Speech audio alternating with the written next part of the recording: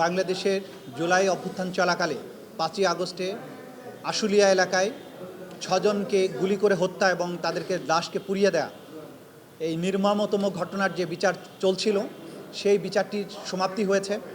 আগামী 5ই ফেব্রুয়ারি আন্তর্জাতিক অপরাধ ট্রাইব্যুনাল 2 আশুলিয়ায় ওই নির্মম হত্যাযজ্ঞের মামলায় রায় ঘোষণা করবেন এবং সেই দিনই এই মামলাটার চূড়ান্ত নিষ্পত্তি হবে।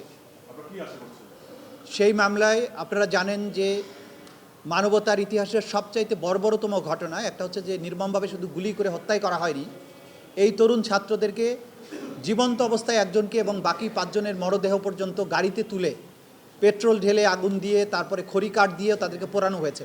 পৃথিবীর ইতিহাসে এরকম বর্বরতার নজির খুব কম আছে।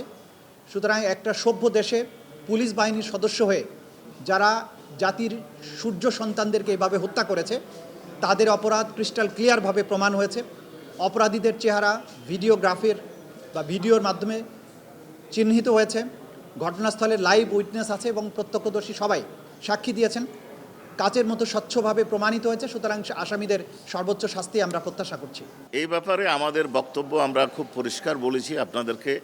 এই মামলার যুক্তিতর্ক শেষে যেটা বলেছিলাম এটাই বলতে চাই, সেটা হচ্ছে উপমহাদেশের ইতিহাসে জঘন্যতম যে সকল অপরাধ সংগঠিত হয়েছে তার মধ্যে এটা।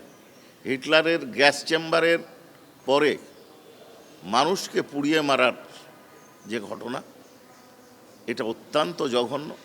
আমরা সর্বোচ্চ শাস্তি দাবি করেছি, আমরা আশা করছি সর্বোচ্চ শাস্তির আদেশ হবে।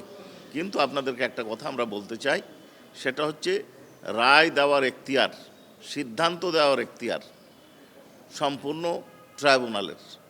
আমরা দৃঢ়তার সাথে বিশ্বাস করি যে ট্রাইব্যুনাল আমাদের যে বক্তব্য শুনেছেন তার ভিত্তিতে সর্বোচ্চ শাস্তি দেবেন।